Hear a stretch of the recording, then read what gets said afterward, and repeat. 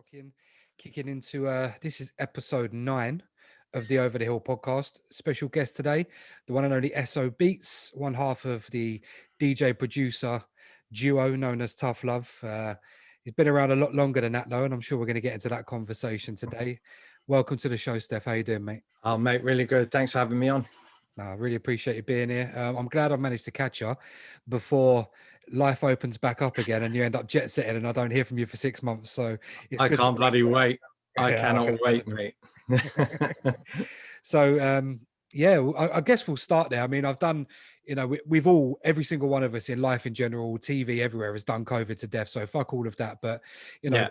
before we get into the bulk of the pod, like how have you, on a personal level and a professional level, how have you coped in this time? Because I know I spoke to my first guest, Si Says, you probably know he works for Yeah. Defected Soul Heaven and etc. And he was saying that although it's been really shit, he's obviously lost, financially, he's not really done great.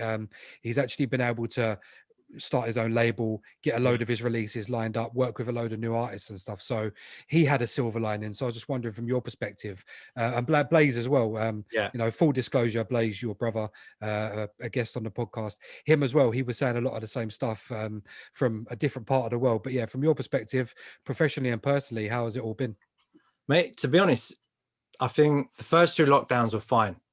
They were actually great. While a lot of people were moaning, I kind of had a fantastic time because I had a lot of quality family time, a lot of time with the kids. Obviously, I think I visited every park in London, like out and about, just constantly outside when the weather was good. It was great. Not really kind of cracked on with much music. It was hard to motivate making music and kind of get in the studio and do as much as I would have liked, simply because our music is already there, ready to go. So it was already set up, ready to go throughout 2020. All I would have been doing is just making music for the sake of making music. And then the kids were off school. I'm back here on the ground, like no traveling. So it's fantastic kind of time to be able to get out and about with them and really enjoy them. I think the 3rd lockdown was the one that kind of hit a bit. Yeah, I've been the hardest. I think that hit everybody the hardest, simply because it felt like we was getting somewhere. And then all of a sudden it was like, nope, we're shutting up shop again. And obviously when the weather's not so good and you're kind of looking at the end thinking, yeah, we're nearly there, and it doesn't happen, then it was a little bit of a kick in the teeth.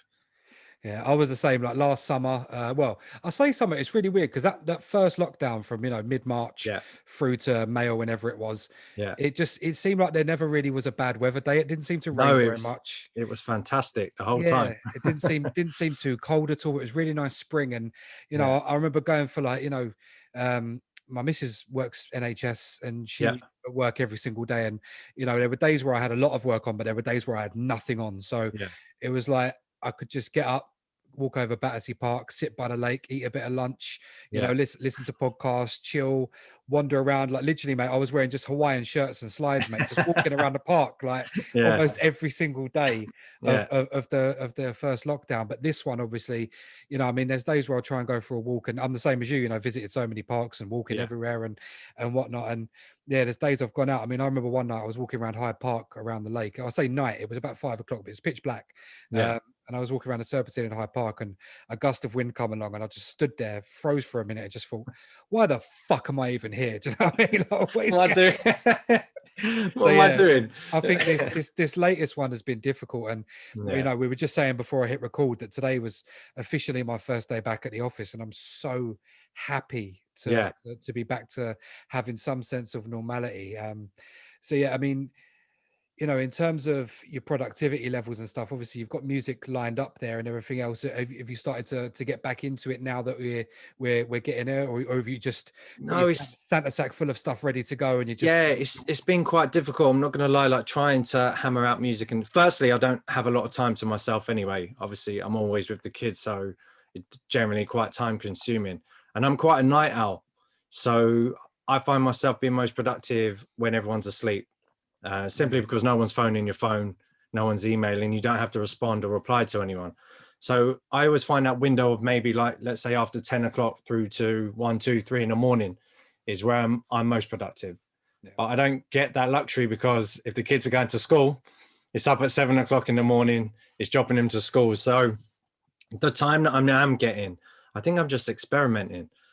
And when you're experimenting, you're not really finalizing anything. You're just trying to mess around with music, mess around with sounds, and try and get the best kind of new ideas out and about. Just see where that journey is going to go, because you're probably aware the scene's definitely shifting and moving, especially like in house music. Yeah.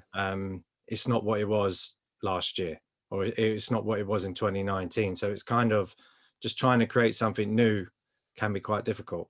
Yeah, it's crazy. I mean, it's not even, I haven't done a regular radio show or played regular gigs for a good couple of years now, a good 2 or 3 years, and actually longer than that, probably 3 or 4 years. And yeah, I just, I notice when I listen to stuff now, it's not how it was. And I download a few people's mixes or I listen to a couple of radio stations and Yeah. I'm like, you know, I know it's good music, but because I'm not on top of it, apart from yourself and Blaze and a couple of others, I don't really listen to Yeah. much new upfront house music. So if I turn on, Mr. Jam or someone like that, or Radio One or whatever, and have a listen, I'm just like, I'm not that I don't like it, I just kind of don't get it. I'm not with it Yeah. anymore. And yeah, it has changed a hell Yeah. of a lot. And it's mad how quick the scene does that. And it's mad to see like your evolution in it as well. We'll get on to Yeah. talking about you, because I've been playing your music since, cool, I think Eamon introduced me to your stuff around like 07, 08 during the Yeah. UK funky days. Yeah. But I know you were around a long time before that, Yeah. put together a lot of like garage dub plates and stuff like that. How did the DJing and production sort of get started for you? I think I was 13 at the time. Blaze was 15. We always used to listen to pirate radio. Obviously, ISFM was a big influence around here. Always used to listen to pirate. Just remember me and Blaze saying one day that we wanted to get into DJing. I listened to the podcast as well with him, the little knobhead. So around it. So just to clear something up, we both started at the exact same time. So we both started DJing. I was 13, he was 15. And I remember the day like yesterday. My dad came in on a Sunday drunk. Well, he came in on a Saturday night. He was still drunk on the Sunday. Me and Blaze had obviously been nagging about getting a pair of decks for a long time. Then we managed to swindle him on a Sunday. He was drunk. He was like, right, let's go up to Tottenham Court Road. What exactly is it you want? To be honest, we didn't really have a clue. We just wanted some turntables and a mixer. So, and they had a little bit of money put aside for me and Blaze anyway, for obviously when we was a bit older. They were saying, if you want to use that now, then use it now. We can use it for that. So we ended up going up to some place in Tottenham Court Road. Dad's picked out some turntables. I think they were called Omnitronic. So they were belt driven, dead turntables, but we was in our element. And then we ended up getting a random little mixer with them as well. And then obviously, because my dad was still drunk, he was saying to the man behind the counter, oh, what else do we need? And the man was like, oh, you need an amp? And he's like, and what else do we need? And he's like, oh, you need a speaker. So we managed to get it was a really cheap setup, but it was fantastic for the first kind of thing. And that was it. Me and Blaze were hooked.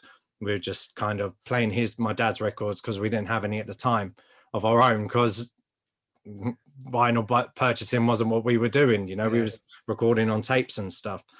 So eventually we found a friend of ours was selling his old collection. So it was a mad mix of like old acid and just like house and just random bits of music. So we just like, I think it was like 40 quid or something. We just bought his whole box of records, and that's kind of where it all started.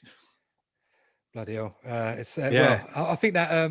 I think using that little bit of money for when you're older paid dividends in the end. Oh, mate, definitely. As you know what it's like? As we get into the conversation, we'll figure it out. We'll figure out how far that little setup went. But yeah, man, it's kind of interesting, because a lot of the conversations I've had, I mean, myself and a couple of other guests have spoke about how we got started, and for me, it was like a Newmark CD mixer with Gemini XL. I can't remember. I think they're XL 100s or something. Yeah. Belt drive turntables again in my mate's bedroom, and sort of similar. Like his older brother was a pirate DJ and just had shelves upon shelves of garage vinyl. And one day he was like, "Boys, I don't even play garage anymore. Just have it. Like, just fucking." Oh, no way.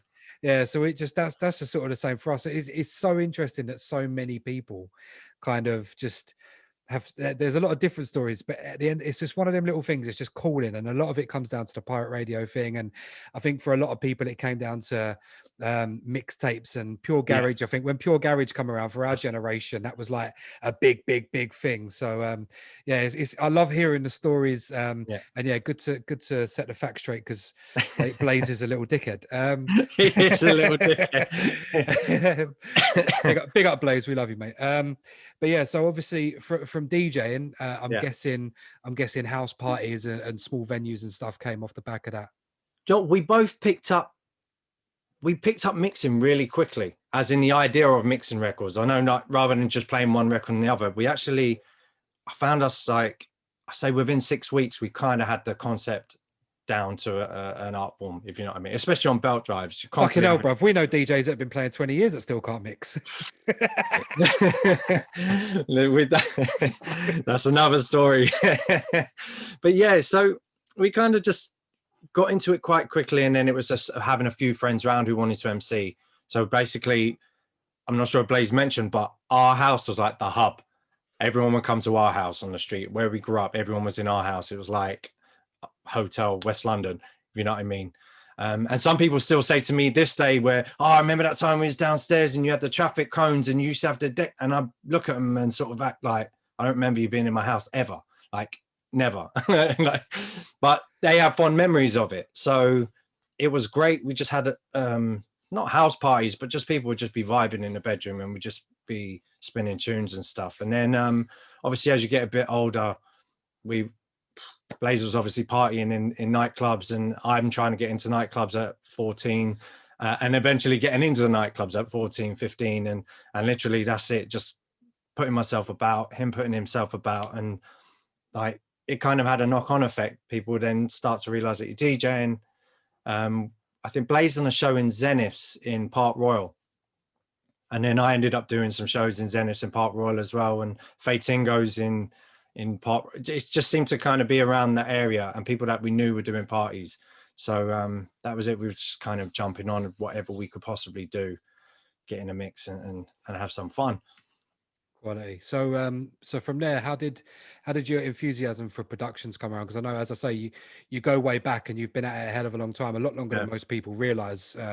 As one of the reasons I wanted to get you on was sort of same with a lot of people, really, sort of pay respects to the amount of graft behind the scenes and how long people have been doing stuff, you know. And it sings back to the old argument I've been putting across about pirate radio, you know, paying respect to the thing that sort of started this whole music biz for so many people in the UK that seem to not really have any appreciation for the roots. So in terms of roots, yours obviously go back a long way, and production was, you know, a long time ago it started for you. And how did it get started for you?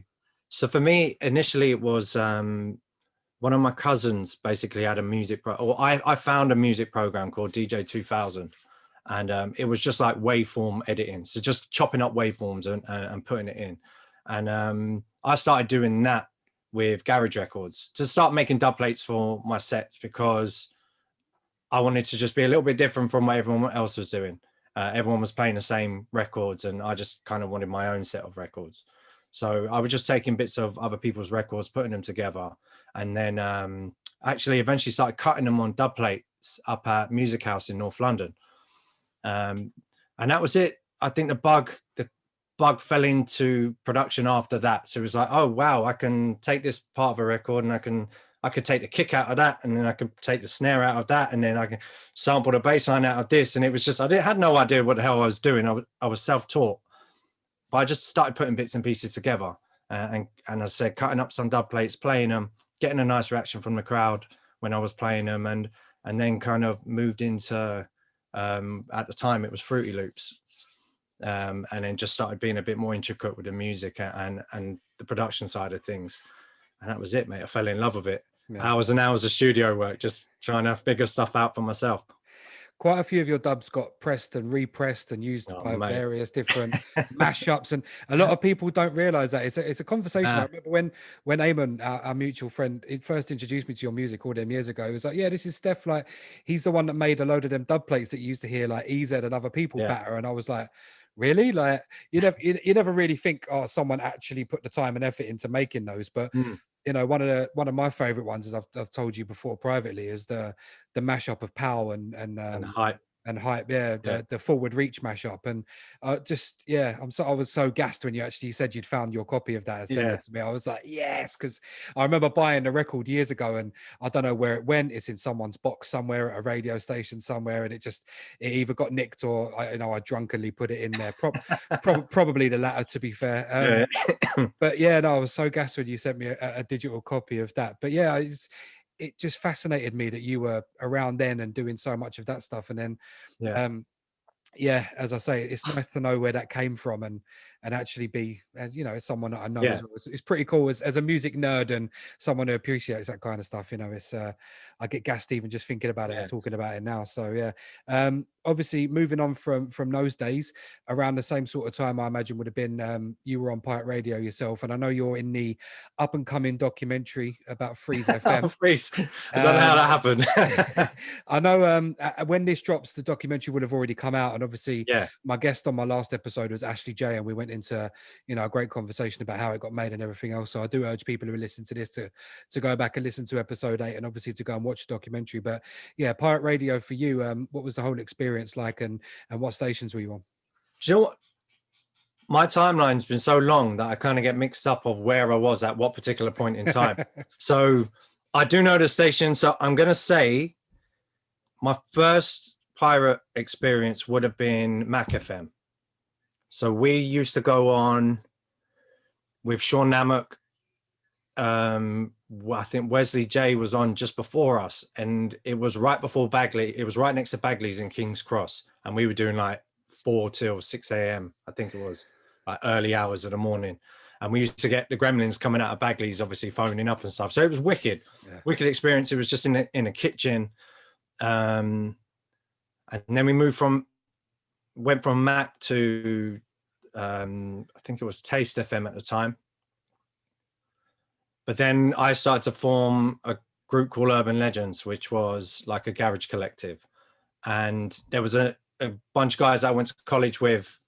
They were going under the alias Confusion Crew. And then Blaze ended up going on a radio station, and he ended up asking, could he use one of the MCs that I was working with to host? Because me and Blaze would never host, never touch the microphones. That weren't for us at all. So I was like, yeah, go up there. He ended up meeting Lyrical Lee, and him, Draper, was my MC, and Lyrical Lee went on this station together, and they just got a nice vibe. Then eventually Lee came over to me, and we just started working on music, and I started recording the boys and stuff, and yeah, we formed Urban Legends. So then we started to move into different pirate radio stations, so Taste FM, Supreme FM. We kind of set up our home in Bashment FM, which was like West London based. And we done a kind of couple guest shows, Freeze and a few others and stuff. So we kind of done around, seen a few different places, some absolute shitholes, and some funny moments as well. Yeah, we were laughing about it the other day. Eamon was saying he did, I think it was up front. And he said he was just at this dodgy flat in Clapham somewhere, and it was a door. Someone had a door on top of like a couple of, I can't remember what he said. I remember I was talking to him about a set of milk crates, and it was like just a plank of wood on top of a set of milk crates, and he was talking about a door just put on top of a unit somewhere, and just a pair of decks on it, and they were actually using this little boom box as a monitor, and it wasn't actually coming from the mixer, it was plumbed into the radio signal, so you were literally mixing the live signal, so when it went off, it went like it fully went off, you know. So, actually, do you know what, you just reminded me, before Urban Legends was Supreme FM. Yeah, so Supreme, I had an MC, Supreme did that as well. It was Supreme, and I had an MC called Circe MC. No idea what happened to him, but I ended up going on radio with him because he was linked in with a few of the So Solid lot. Yeah, Supreme was kind of where Oxide, Neutrino, and a lot of the other So Solid guys started. 96. Yeah. It's where I actually finished my pirate career. Was okay. Yeah, so that was deep in South London somewhere. A absolute crack house of event place, like burnt out sofa behind you. It was rough as hell. And I remember turning up there, I think it might have been second or third show, and this fella come in, he was massive, and he's kind of like nudged me while I'm mixing. I'm thinking, oh shit, who's this? And he's gone, oh, play this. And he gave me this acetate. So I've gone, well, I've got no fucking choice. He's massive. Of course I'm going to play it. So I played it, and it ended up being Dilemma. So it was like the first spin of Dilemma that he literally just got it from the cutting thing. And I think it was Big Kid. I think that's who it was who came in with it. And he was like, play this while you're on. So I was like, yeah, no probs. And I just remember hearing that tune at that point in time, and I was like, that's a monster. Like, I'd never heard anything like that kind of record in the industry. It's mad. Around that period of time, there was so many of them. I mean, for me, something like Dilemma for me is early grime, like what people would class as grime. Thank you. Yeah, like for me, me and Ashley were talking about this on the last episode, because they go into it in the Freeze documentary about Sublo and how everyone was calling it Sublo, and we were trying to figure out when the name grime even came about, and I said it was as late as 07, 08, because I don't remember anyone calling it grime until at least then.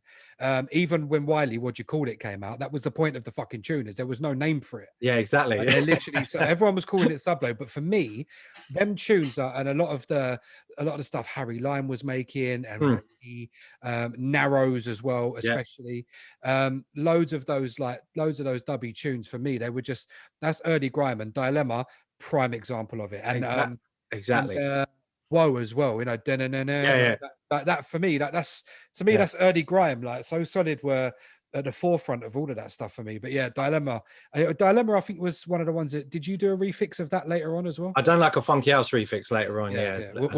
We'll get into that era next, actually. So obviously, you know, you've done the garage thing. Pirate Radio, you know, went through the motions, done the crack houses. Do you ever, I know you're lucky that you didn't host, actually, talking about it, because again, on the last episode, me and Ash were talking about the disgusting microphones in studios and how much they stunk of breath, just pure breath. Oh, mate, the bacteria on their microphones. That's why we're doing all right with COVID, mate. Seriously, we've been in some shoddy places. Like, if you've survived that, you will survive anything. Yeah, that's true. You've had it and I've had it, and we were both fine. So yeah. We're good. It's definitely the immunity. It's funny. I think someone actually tweeted it, or I think it was like an old pirate DJ tweeted, if you did proper pirate radio back in the day, you don't need a vaccine, because you're already immune to everything.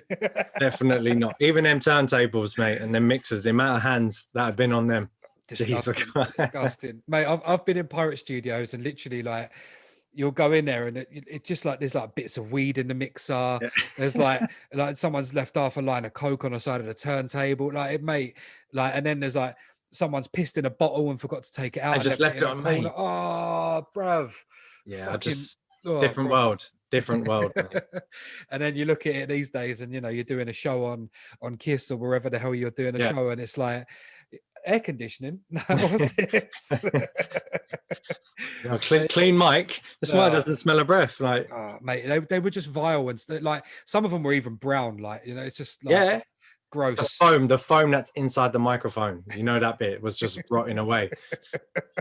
Disgusting.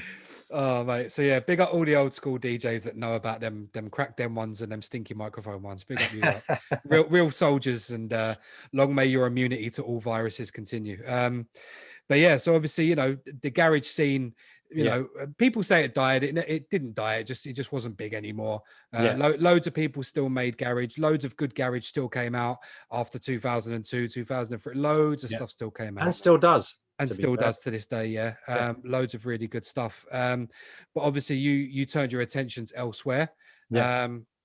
And, you know, prior to obviously, you know, the formation of Tough Love, there was the sort of UK funky scene that I know you had quite a lot of really great records out. And that was kind of where I got introduced to your sound, when you were doing the Tods and Beat stuff. How did you kind of get into that scene? Was it just sort of a natural progression from garage? And I think obviously where garage kind of changed, some of the guys I was working with didn't really want to do the whole music thing anymore.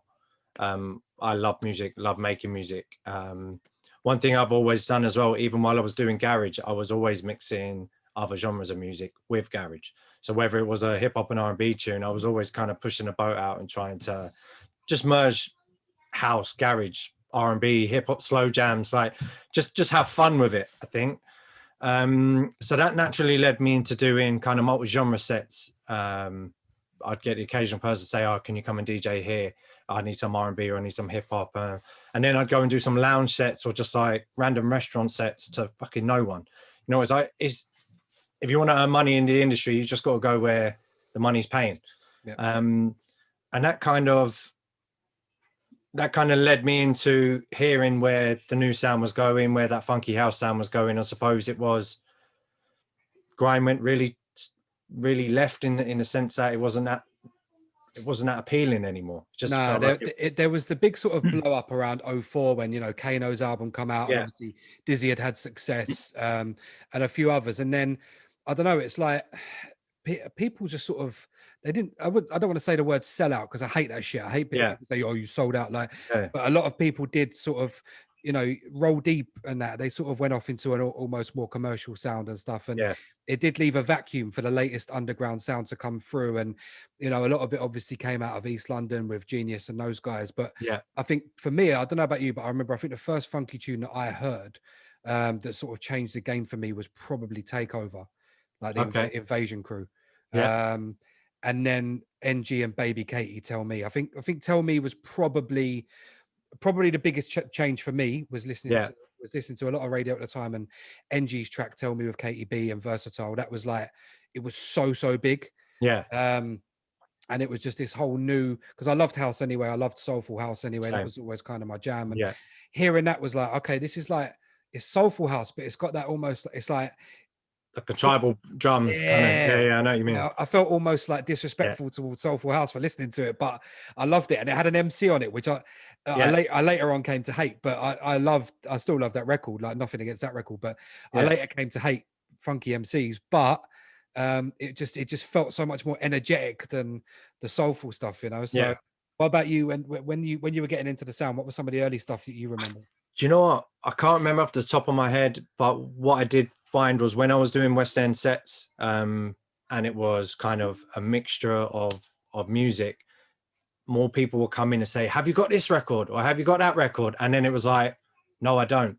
I Yeah, don't have that record." And the best thing is that was kind of during that digital transition. yeah, So I was mixing off Serato at the time, because I remember finding Serato really early before anyone else had it. I had some dead PC and I was just mixing using vinyls and MP3s, like shit quality MP3s, but it just seemed like the best way to be able to multi-genre mix. do you know what's mad Um, about Serato is I was doing a show on Fat Beats them times, like yeah, '07, '08.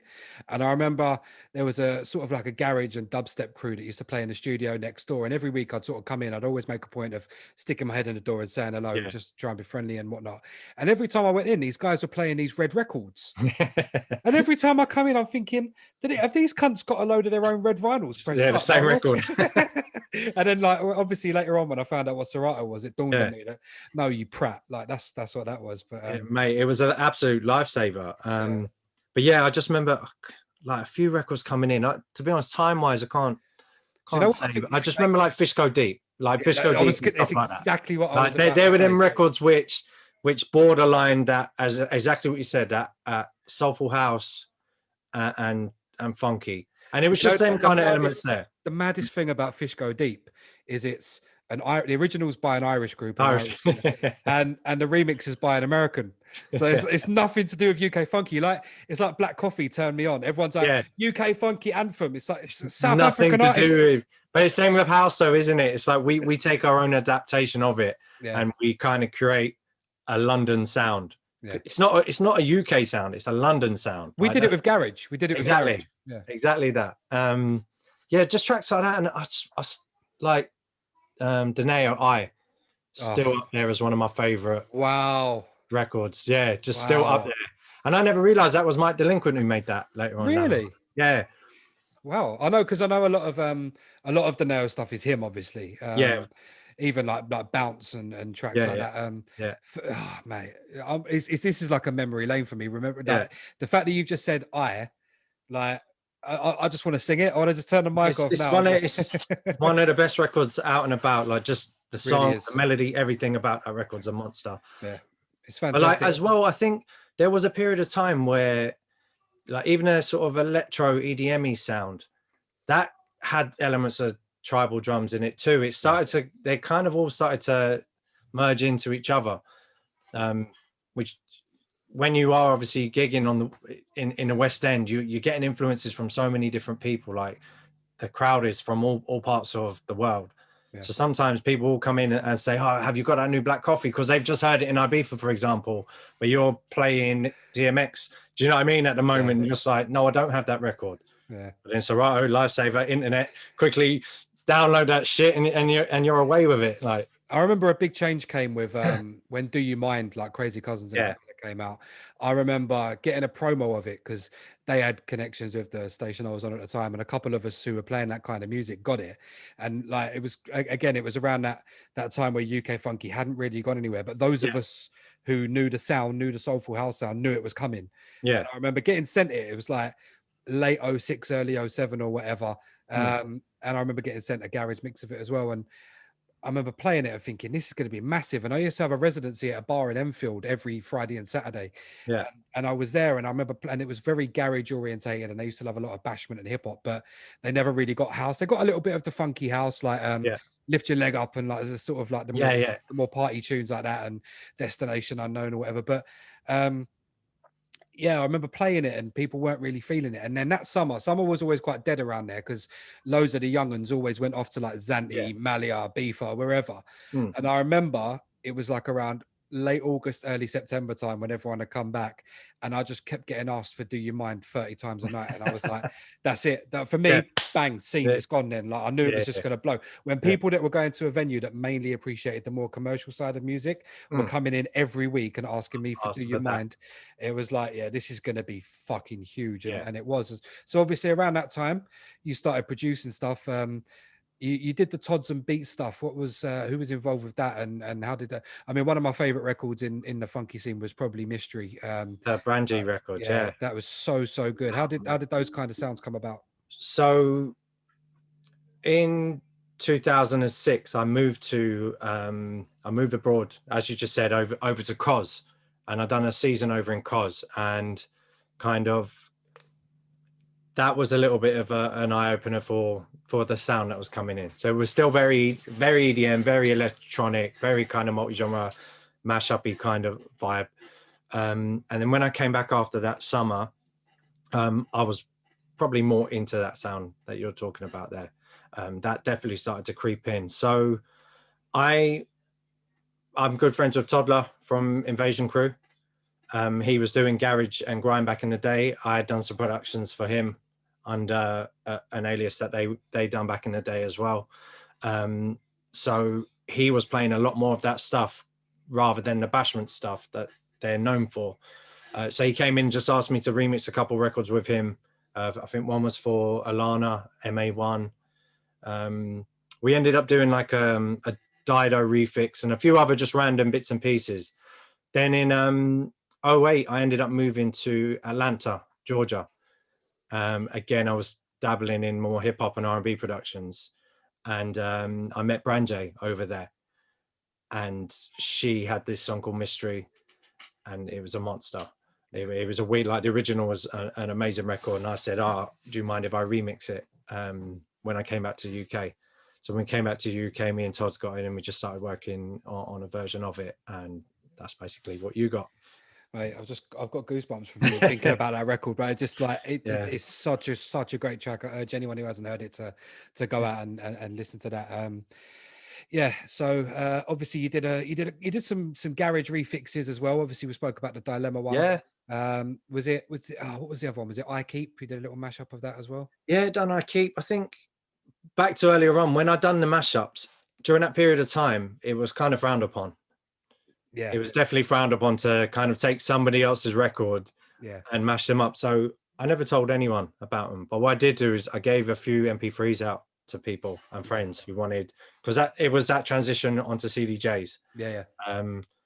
And then some fucker decided they wanted to cut them up on vinyl and sell them. No idea. I just remember hearing it and going into Uptown Records and just hearing my mashup on a white label press with like a couple other bootlegs of other people's records, and I just thought, shit, if they can find out that's me, I'm in trouble. Yeah, but at So the then, same time, if someone had the audacity to rob from you, then what goes around comes around, I suppose, doesn't it? very true, very true. And then, yeah, so there's a few records that during that funky period of time I love. Tracks like I Keep from Grant Nelson and stuff like that, or Yeah. NNG, and obviously Dilemma. They just seem to fit that funky house mold, or they just feel like they work in that genre of music.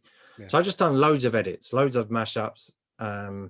And as you say, a lot of the time, I mean, me and Eamon used to do quite a few mashups and stuff. And yeah, again, like you say, one of the reasons was is to make your DJ sets different to everyone exactly. else. Like it was Yeah, always good to have an exclusive or something someone had never yeah, heard before. And loads of people had their own DJ specials with like yeah, the vocalists singing on them and whatnot. But like, yeah, to actually have like your own mashup and stuff and something that was just completely and utterly filthy or, yeah, just unexpected. It was just like, oh shit. And I know that's obviously something you guys carried over into the Tough Love days as well, which we'll get into shortly. yeah.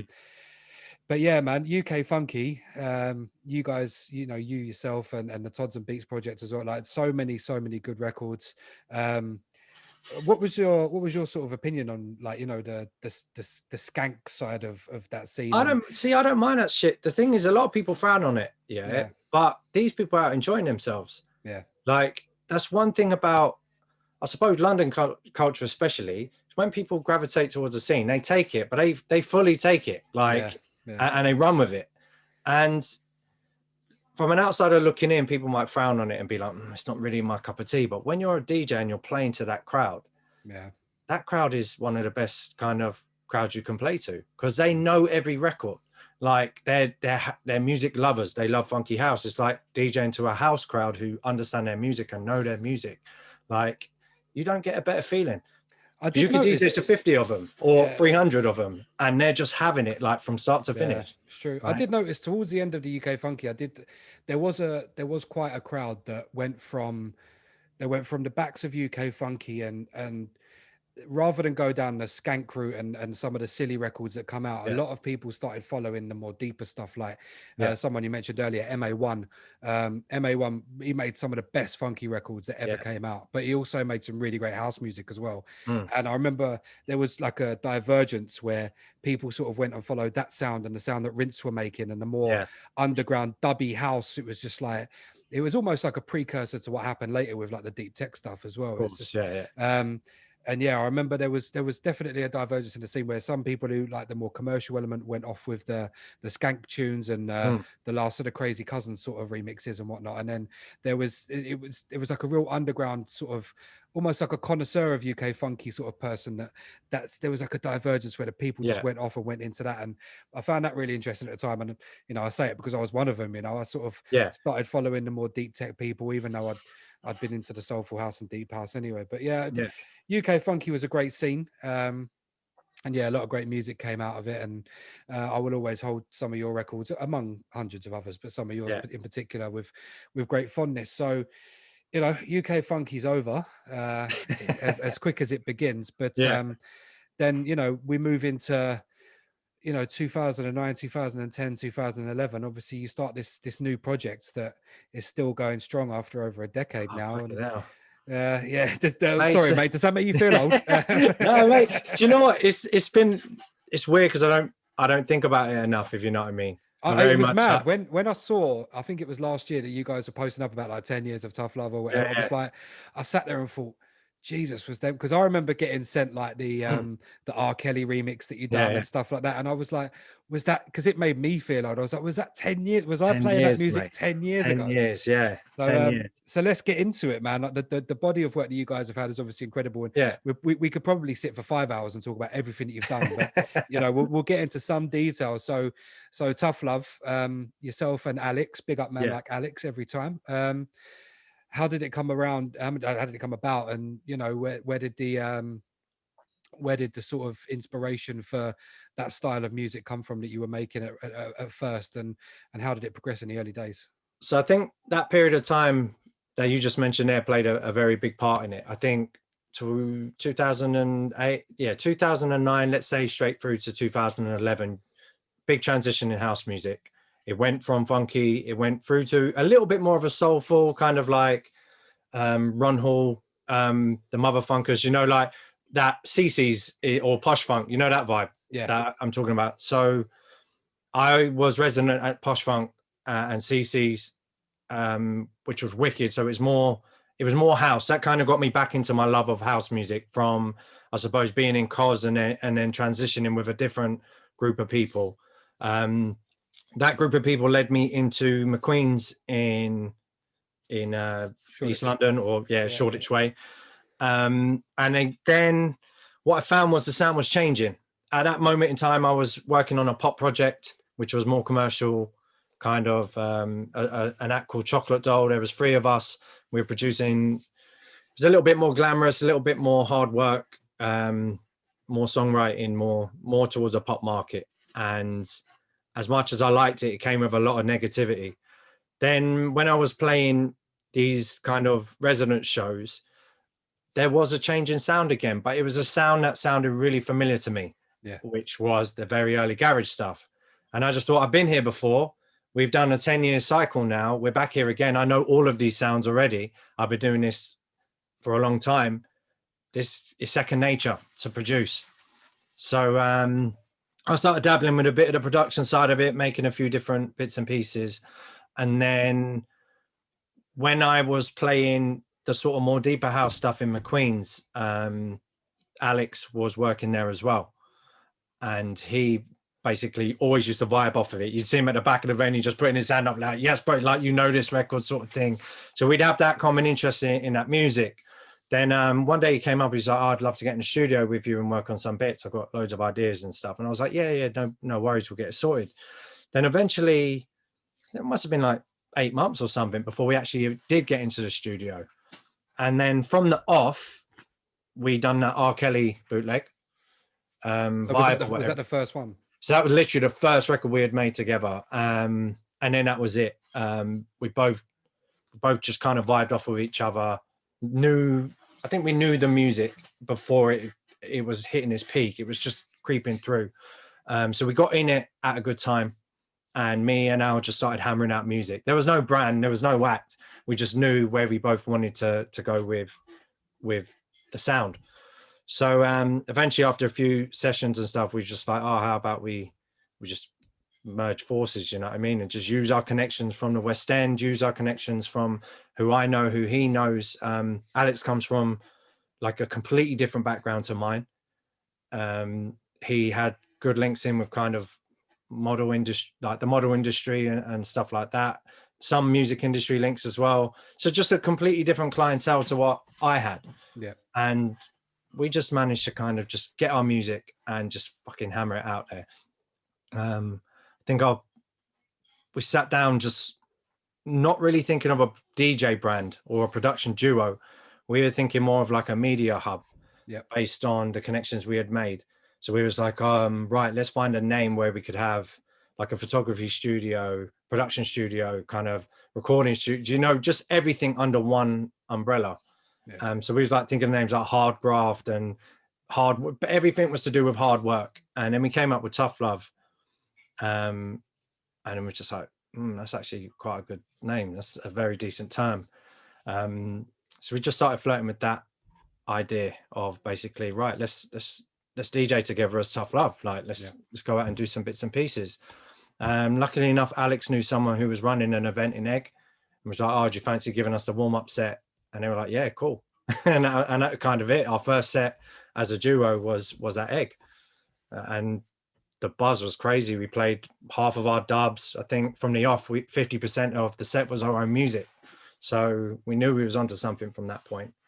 That's great. That's a really good way to gauge where you're at on a production level as well. If you know your tunes, it's great sitting there and someone going, oh, that tune's great, that tune's great. But if you know you can go to a big venue, as you say, Egg, you know, legendary club, a big venue and you know, at some point in the evening, whether it's an early set or later on, you can play your records, your own stuff, and and see that reaction, you know you're onto a winner. Definitely. As well, as I said earlier on, these are house music lovers. So you can always test the water with people who want to hear new music and appreciate new music. So it's like the perfect environment for us to kind of road test what we've been doing. Don't get me wrong, some of it was shit, but some of it, you knew what stood out, if you know what I mean.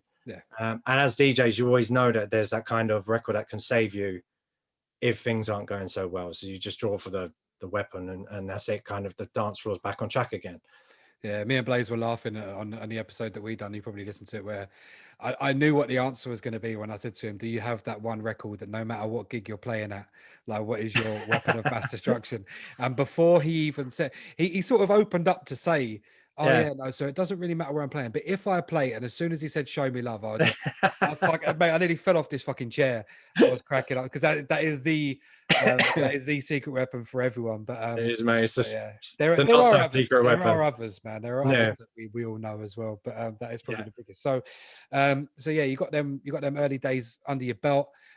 Some of the early productions that you had coming out.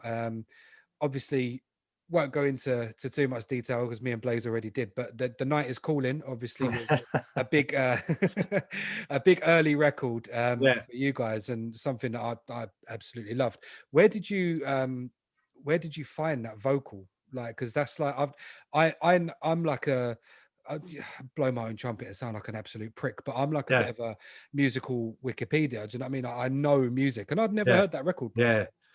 So, but I'm one of them. For example, I can sit and listen to, what's that record Eamon and Spencer like to play? Is it Audio Honey, something like that? But like they played a record, and I was like, oh, that's a Marvin Gaye sample. Yeah.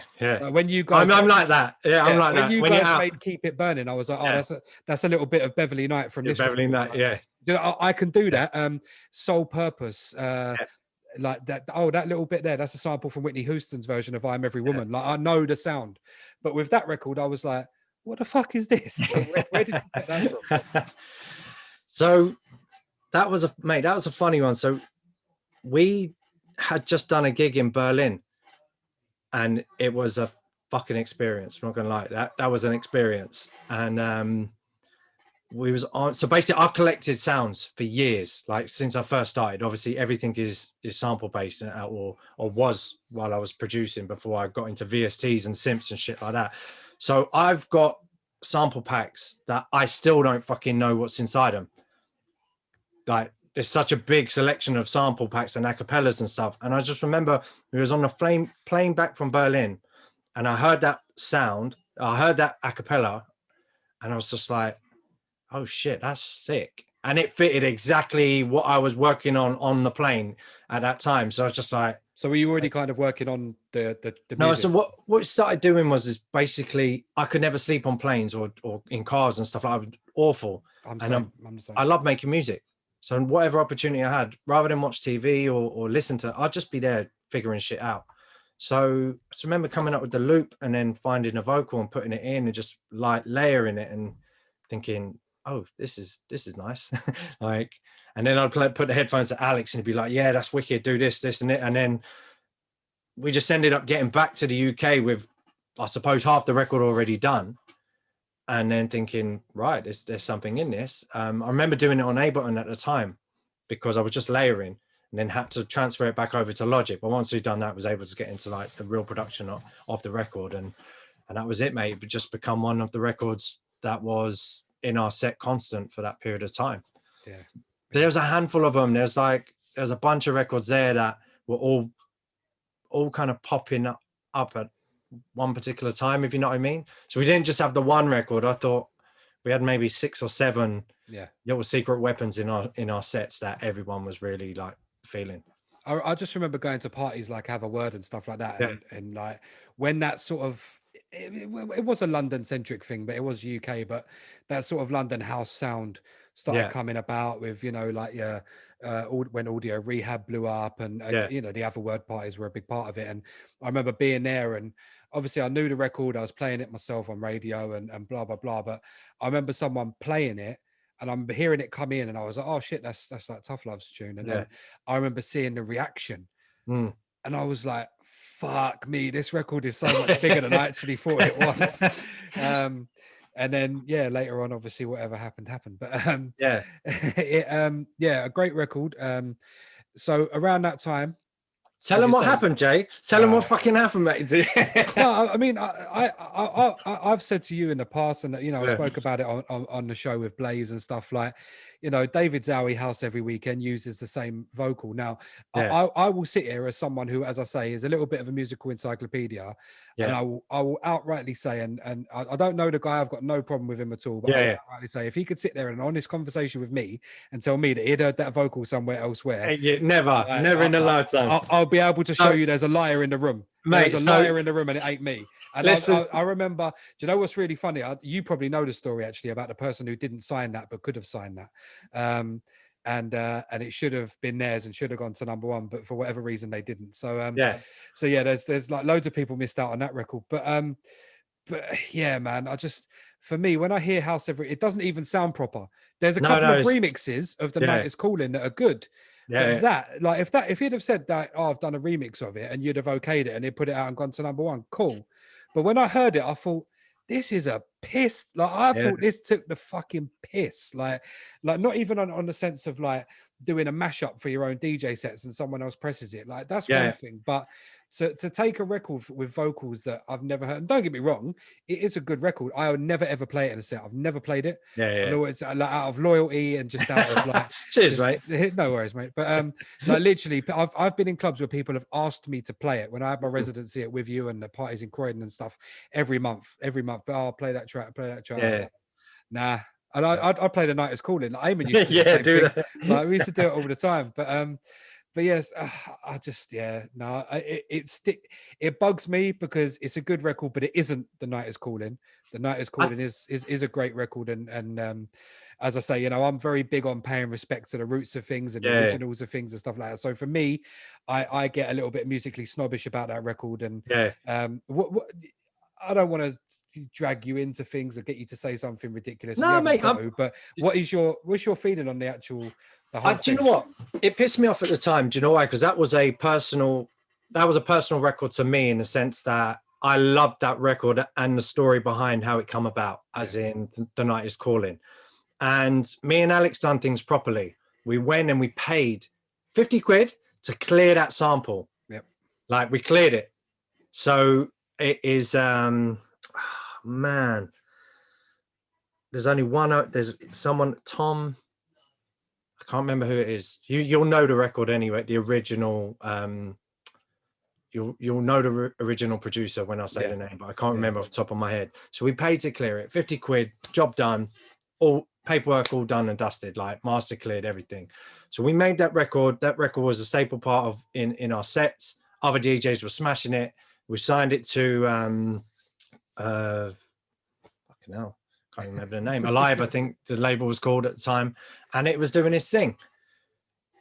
Now, I know for a fact that Zowie done it as an edit and put it out as a Tough Love edit. So it wasn't an original record to begin with. But what I think annoyed me, I suppose it's good for him, is it was good timing for him. Yeah. Because his version started to get played as our one had really sort of heated up. Yeah. So people couldn't distinguish the two. So it was like, oh, what's that house? What's that record?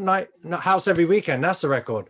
Yeah. And then Radio 1 get behind it, and then that's it, sort of thing. And the rest is history. And for me, it's like, well, we done the groundwork for you. Let's be honest, we done the groundwork for you, and the specialists and powers above who think they know what they're doing haven't seen where it had come from or picked up on the correct record. But the scene knows, though, man. Like, it's just what's that phrase? The streets don't forget. The streets remember. The streets remember. The industry, but the thing is that doesn't help anyone down the line, if you know. I mean, the thing is, what matters to me is longevity, and where people's careers are at now compared to that period of time. Like, it is what it is. It's the industry. When you use samples, that's the unfortunate thing with samples. Do you know what I mean? Like, I guarantee if you went to take a record tomorrow and you kind of keep it close to your chest, but it's a sample, the moment you go to release it, someone else will have that out in the market during that period of time. It just happens. So no real bad feelings to it. I was confident in the catalogue of music we had anyway. But for me, I love that record. Like, I just loved the story behind it. I just loved that record, and the memories of playing that record was like they were good times. You just reminded me. I was I don't know if you've ever seen this show on Netflix called Glow, and it's about it's called The Glamorous Ladies of Wrestling. It's all set in the 80s and stuff. And it's really, really funny. Me and my missus have been watching it recently, and there's a geezer in it who's he's a director and a writer, and he writes he writes a load of B movies and directs a load of shit films, and Yeah. he's successful, but he's not. And anyway, he comes up with this idea for a story. Bear in mind, this is set in the early 80s, and he comes up with the idea for this story. And the story is this kid goes back in time and almost has sex with his own mum. And he starts telling everyone about this film, and everyone goes, yeah, that's out of the movies right now. It's called Back to the Future. And he's like, you see him just crestfallen, like, what? Like, what do you mean? Like, I don't understand. And it's like, the problem is because he sat on it for so long that someone, but that goes to what you were saying, like at some point someone's going to have that idea. But for me, I just, you know, as I say, as someone who's like prides himself on being a little bit of a musical know-it-all, for me, when I heard it, I just thought there's no way you didn't hear that from, you know, the a million percent. I think, yeah, 1,000,000%. It was a hidden gem of a vocal, and we definitely brought it to life. For sure. It's crazy. It's crazy. Zach Toms. Oh yeah, Zach Toms. That's who owns it. Yeah. Oh wow. Like, so the guy who done Bring Me Down. Yeah, Bring Me Down. So basically, we actually went and had it assessed, and a musicologist went and turned around and said, there is no doubt that this record has been based on this. But because it's a sample and because it has been cleared by the owners of the record, he said it's not an illegal thing. He said it's slightly unethical, but it's... So that's how it kind of got away from it. So no Marvin Gaye, Pharrell, Robin. No dramas with that. Yeah, you can't take it for any further than that. At the end of the day, if you don't own the original, there's nothing you can do about it. Have you ever met him? You ever met David Zowie? Ever bumped into him? No. As I said, got no problems. No, got no real problems. No. I have a bit of banter every so often. Like a bunch of friends and stuff might say something, and we'll just have a joke and a laugh and stuff. But other than that, like, mate, it's music's music, and it's game's ruthless. really is. So yeah, back into the game. You know, you mentioned that you made that track on your way back from Berlin, and obviously, you know, you'd previously done time abroad yourself as well. You know, you're traveling, you're getting in a lot of gigs and stuff. Obviously, you know, working, you know, 9 to 5 is one thing, but, you know, working all the way through with the travel and everything else must take its toll. And, you know, I know I've spoken to you before about one ridiculous Ibiza schedule that you guys had a couple of years ago. So how were you managing to fit so much in during those early days? And I guess where I'm going with it is, obviously you had the release on Nervous, which was Keep It Burning, as I mentioned. Like, how were you managing to fit in enough studio time? Was there a lot of the productions being done in transit, like whilst you were going places? Most definitely, yeah. A lot of productions were getting done on the fly. But again, a lot of the music was done in that early part of our career. Our kind of early stages, we were hammering a bunch of records together. And as I said, at least 50% of our set was Tough Love Productions. So anyone who was hearing us was hearing them. The other thing as well is we were sending demos everywhere. We were getting knocked back left, right, and center. Like, no one wanted to pick anything up. A couple record labels took a chance quite early on, and then we were getting great support from sort of some of the industry leading DJs, if you know what I mean. They were playing our stuff, so like, the music itself was sort of selling itself. It was doing its own thing for us, and everything else that came off the back of it. Yeah, it was something I was going to ask, was like, was there a turning point? But it doesn't seem like there was ever a lull to actually need one. Was it more just a straight up progression as you just sort of get moving through the gears? One thing about me and Alex is we're very much like, you know, when people say, no, you can't do that, or no, it's not possible. It's like, fuck off, it is possible. Yeah. We're very much like that, where like, if we couldn't get gigs, we made our own gigs. Like, we went and set parties up ourselves. We're like, fuck it, we could fill at least 50 people in a club if we need to. So we took over like Hox and Pony, for example, and then we started doing director and music work at Playboy Club. And we were just utilizing, like, we'd bring in Claptone and Sharon J and people like that, and we'd bring them in like no one would even know. Like, we were just there dragging in these people who were sort of killing it in that particular scene. and just rubbing shoulders with them and just trying to get our music out and about, and then booking a few people to come and DJ at the Hox and Pony and stuff, depending on budgets. Playboy obviously had a fucking huge budget compared to Hox and Pony. And then eventually we were getting bookings ourselves from people. Like, people were seeing what we were doing, and then it was very much, oh, come and play at my party. And then I'd say, especially London, a bunch of guys who ran a party called Out. They teamed up with us. One of the best nights of my life was that night that we were all together at Out. That night, was such a great night. Big up Jack and Jake from Out. Jack and Jake and Mike as well. They smashed it with a few parties. There was obviously the early stages of Kai's party. Was Kai from Abode. He set up a party called Forte, and he booked us with Wildcats and No Artificial Colors or someone like that. We ended up doing a place called Relay. I can't even remember where it is. It was under some tunnels thing. And the funny thing about that is I had met Kai back in Malia in 2002, and he was a rep. Do you know what? Hang on, before you go anywhere, right? Yeah. We were in RB for a couple of years ago, and we were at Amnesia, and Kai. Actually, I think it was an Abode night. So obviously, so Kai was there, and he'd already had a couple of conversations with Eamon, and he was just like, "Oh yeah," he's like, "You know, Steph, blah blah." He's like, "I'm going to tell you a funny story about when I met Steph." he's like, "Wait there, I'll be back." And then he went somewhere, then we went somewhere. We didn't see him for the rest of the night. Here comes the story. So here we are. Here's the story. Here comes the story. So I was doing the Urban Legends set over in Malia. So me, Lyrical Lee, Draper, all three of us were over in Malia. And my records got nicked from Gatwick Airport. So we're supposed to go over into Garage set. But I brought Garage and R&B. So I had 2 boxes, Gatwick Airport. My Garage never made it onto the plane. My R&B did. So I was like, fuck's sake, like fuming. So could only do R&B sets while I was over there. Then Kai was a rep. And we went and done a boat party. So I couldn't DJ, but the 2 boys were emceeing. So we'd obviously been chatting with Kai, and he's like, "Oh, I'll get on the mic." And there was this fella, absolute bellend on the mic.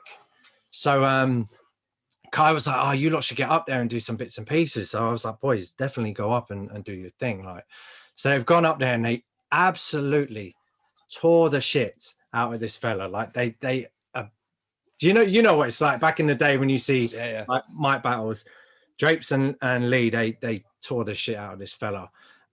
By the end of the night, this fella was literally curled up in the corner of the boat, sick, piss all over him. He had enough. And Kai was there and witnessed the whole thing. So we never saw each other again after that, until he booked us for Forte. So I've turned up with Lee and Alex, and Kai's just staring at us real funny, like, "I know you from somewhere. I don't know where I know you from." So we get on the decks, and me and Alex are playing, and Kai's standing behind us, and Lee's there behind us as well.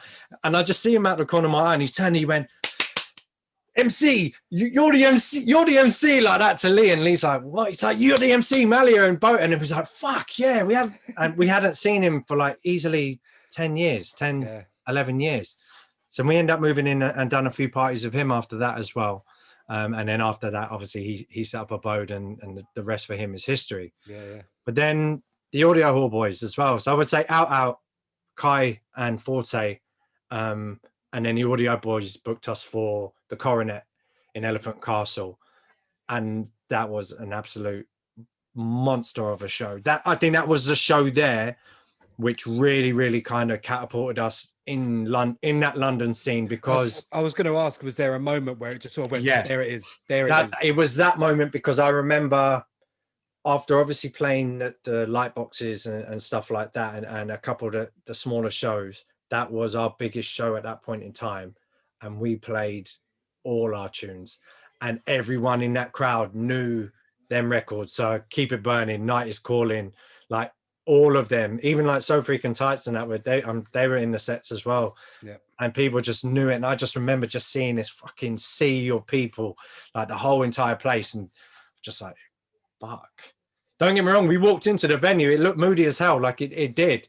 It looked like an old grime rave when you're sort of looking around thinking, no man, this don't seem right for us. But the moment we was on that deck, it was electric from start to finish. I think I noticed it like when we, you know, we're talking about, I said to you, like one of the best nights out I've ever had in my life was the event out at Fire and Lightbox. And I remember talking to, I think I was talking to you that week, and I was like, and you asked me what we were up to, and I said, oh, like, you know, we'd already got tickets. So me, Eamon, Spencer, a couple of girls that we knew, like, we were going to do my radio show, which was 8 till 10 on a Saturday night, and it was only in like, well, just near Clapham, so we were just going to go straight to Vauxhall and just go out afterwards. Obviously, what we did, and you were like, "Oh yeah, that flyer says like special guest on the night, and that's us." And I was like, "Well, fucking hell, night made, basically." And then you guys turned up, and I remember being in there, and I don't know if it's because I'd taken too many South American supplements, or it was because you'll be able to clarify this because it's bugged me ever since, and I don't remember. Did you play like a different edit of Keep It Burning that night?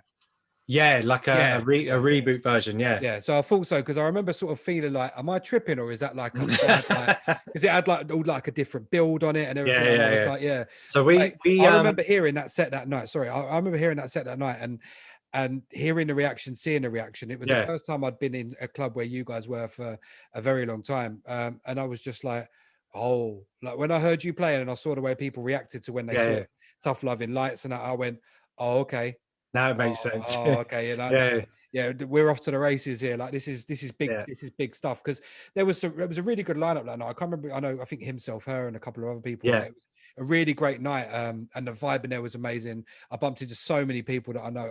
I can't tell you just how much of a great night I had that night. And you guys gave us a load of wristbands and stuff, and we were able to go upstairs and chill. And it was just such a good night. And I can't say enough. But that particular set, I remember turning around, and you know, obviously Dolores and Karen, and I love them guys. Love them guys. Like they were there, and I went around their house like a couple of years after that, and I was sitting there talking to them, having dinner, and we were just saying like that night was special, and for me that was the time. But yeah, mate, what a great event! What a great mate. It was just, but see that kind of that pinnacle moment there was definitely where I don't think a lot of people realize that we were really grafting in that London club circuit, if you know what I mean. Like we were really hammering out like our Tough Love sets. Like we were just doing as much as we possibly could to kind of distinguish ourselves from everybody else.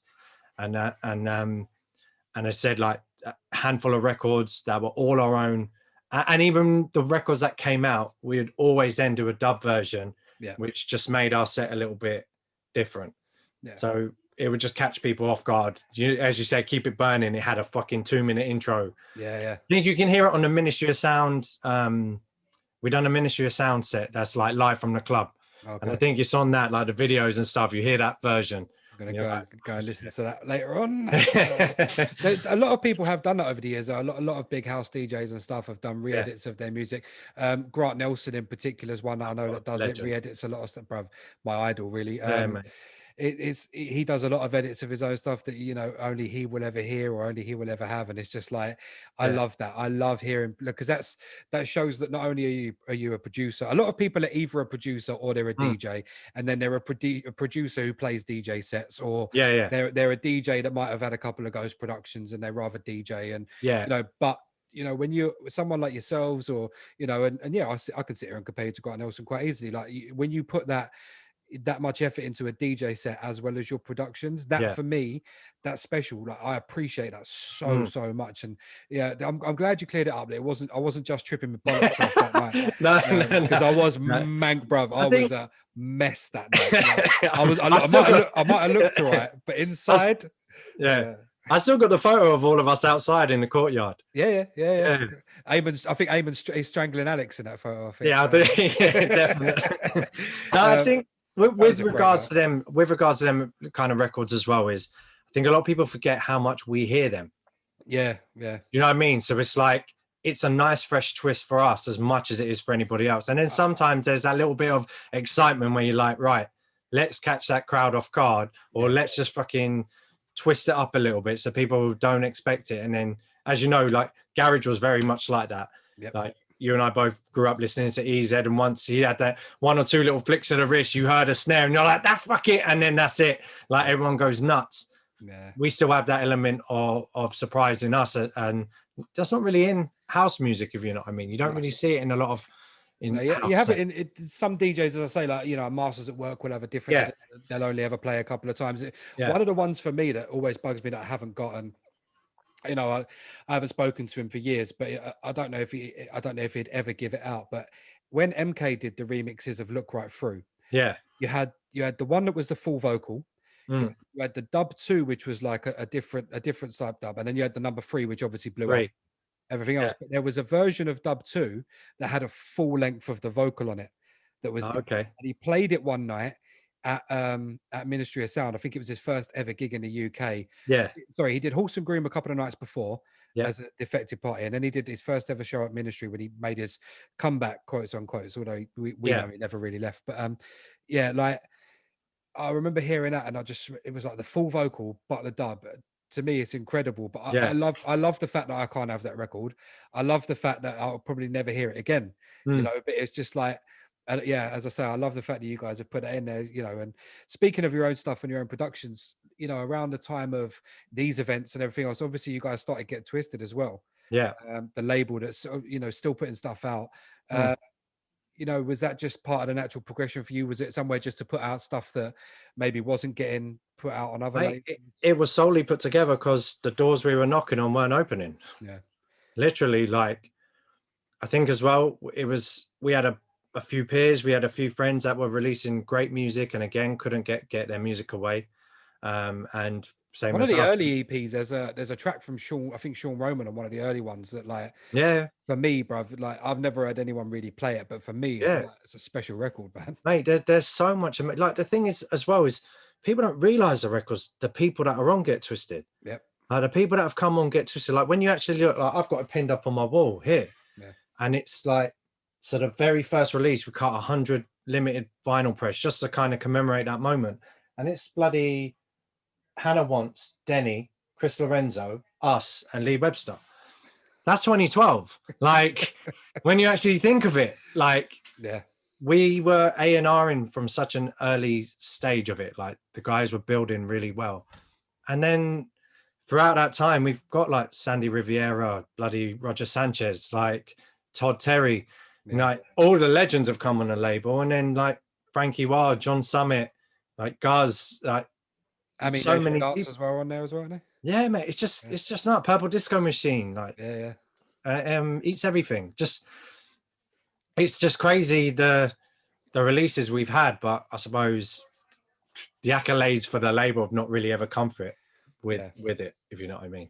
Yeah. Like, again, it was solely to start getting our music out, getting people's music out that we were kind of touring and gigging with, and just having a home. I think after a while, we just wanted to set up some club nights. We wanted to build a lovely group of people around and start pushing.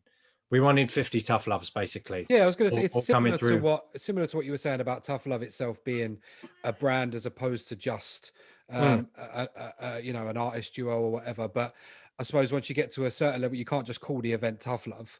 No, exactly. You need to have a Yeah. separate brand. And mate, even we can talk about the Get Twisted parties. I played in the other room at one of them, and I partied at a couple of them. And mate, Yeah. like again, I've still got I've still got pictures from that night. And Yeah. mate, it was really weird. We done the other room at Egg when you guys were there, and there was just this guy in there, and just I can't even go into it because I don't want to sound horrible, but fuck me, he scared the life out of me. He was like, if he hasn't got bodies under his patio, this geezer, I don't know who has. Like, it was mad.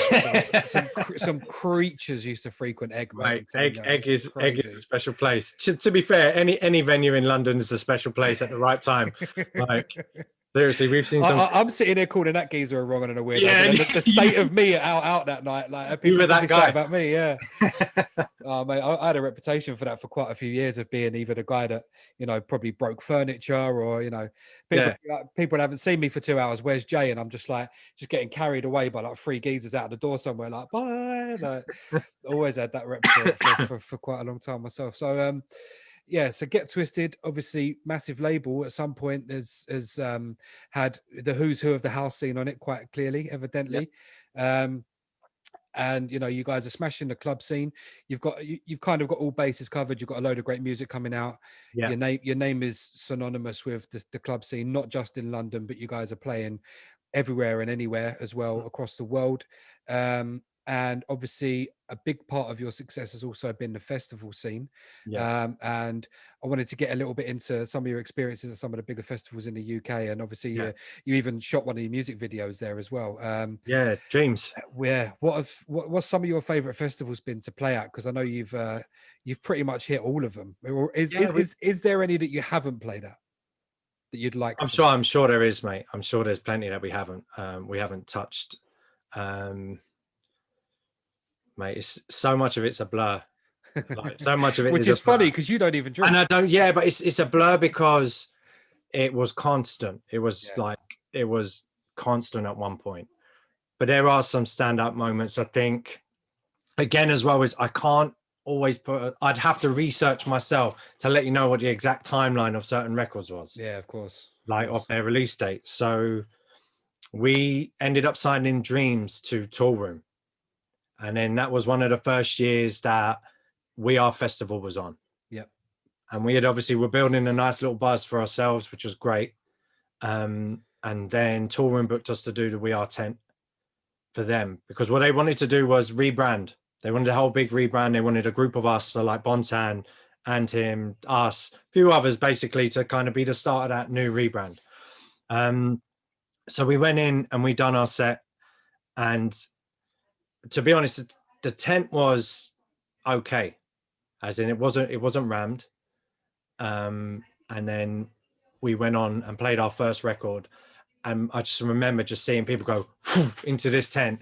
Must have been 2,000 plus people, and it was that moment where I was just like, "Fuck!" Like one of them ones where I was just like, "Shit!" Like we weren't in a tent where everyone could. It was a walkthrough space, if you know what I mean. Like when you go to a festival, main stage is there, that, and then like the tents off the side of main stage will just naturally fill up anyway. Yeah. People knew that we were playing at that point in time, and that's when me and Alex were just like, "Oh wow, okay."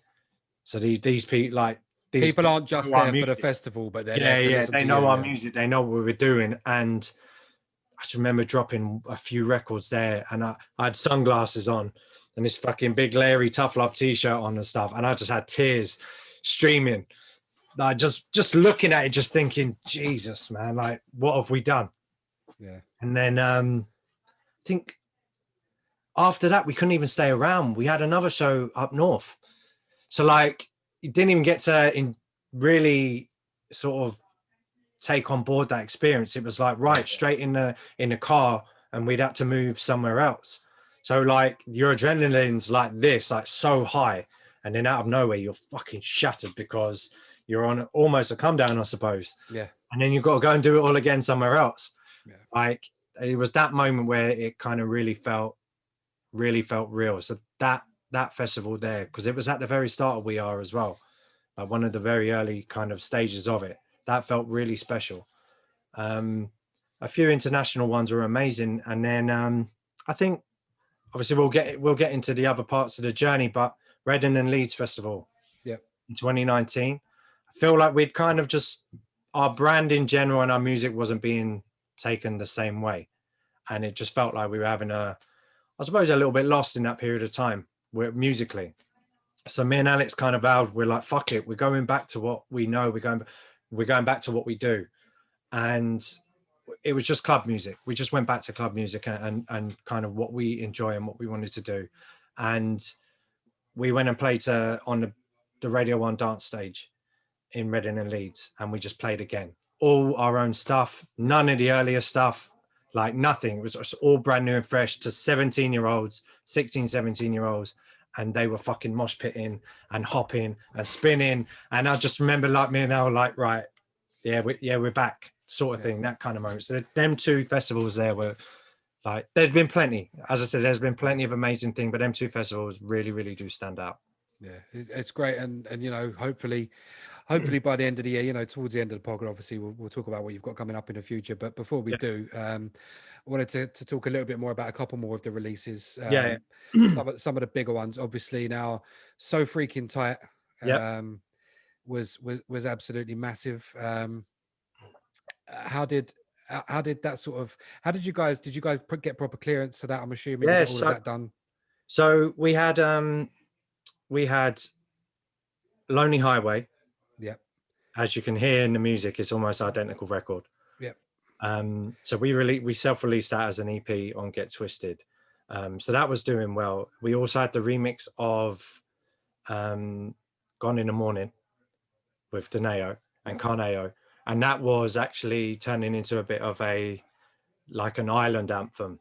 So everyone over in the Malias and Zantes and stuff, and we held So Freaking Tight for the whole period of time.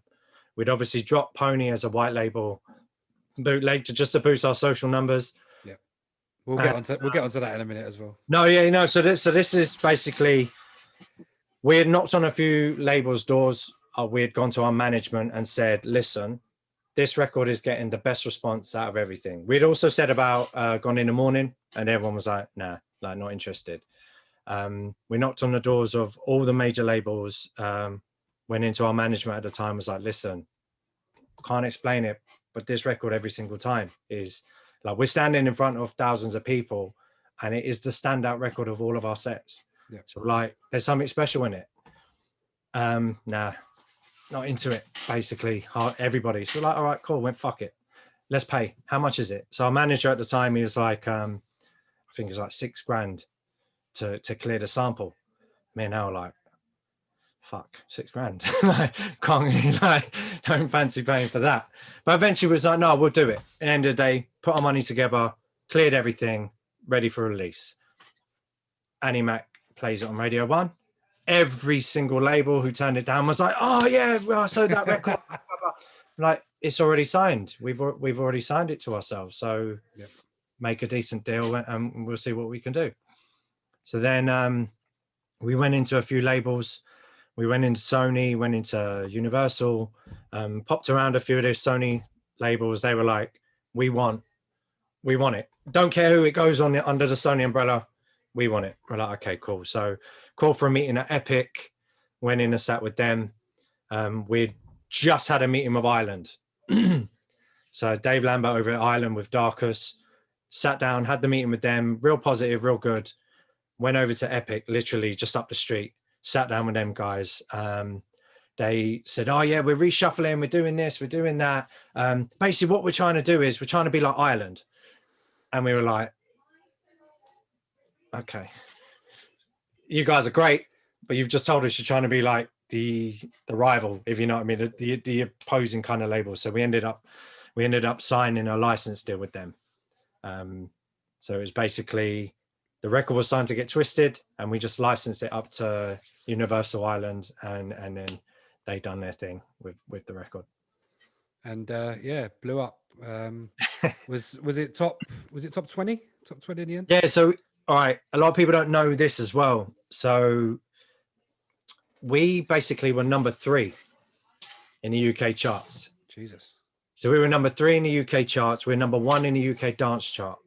And the week we went on into the charting system, they switched the whole charting system into streaming and sales. Oh, was that the crossover? So basically it was exactly at that point in time where it had moved from Sundays, I think, to Friday. And then that was it. Yeah, they changed the date at the top. Yeah, so we implemented Spotify stream. So we sat with Capital FM, with Marvin Humes and his co-presenter, doing the fucking countdown, pre-record countdown to say, tough love, you are now number 1 in the blah, blah, like in that thing. So we were literally sat there prepping all of it. And then they changed the streaming system like the week later. So as a brand that no one knows, we had no online streaming presence at all. Yeah. So of sales alone, we was number 3, but with combined Spotify and streaming numbers, we were 11. So it was amazing. Don't get me wrong. Producing however many years ago, to look at a top 40, to look at any top 40, I would have been like, yeah, thanks, career done. Like I don't need to ever do it again. But it was an amazing moment. Yeah, for sure. Yeah, so obviously, the EP you mentioned, obviously the Lonely Highway. There was, there was 4 tracks on that EP, and they were all sick.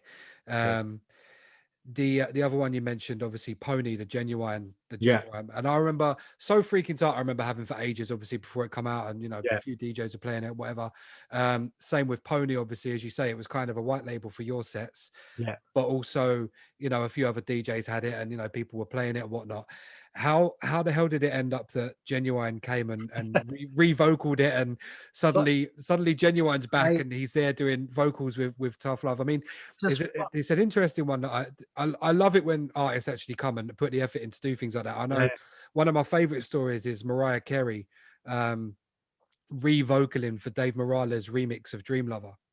crazy, isn't it? Like, which not a lot of people know, that she actually Yeah, listened to his remix, and he asked her, look, you know, because it's in a slightly different key and we want this done about, yeah, and she went and done the vocal again for that man. record. Like, so, and I love hearing, again, musical nerd coming out of me all over Yeah, the yeah, episode, but I love hearing stories like that. But obviously Genuine comes over, I'm assuming he comes over to the UK and does that, yeah. the revocaling of the Pony remix. How the hell did that come about?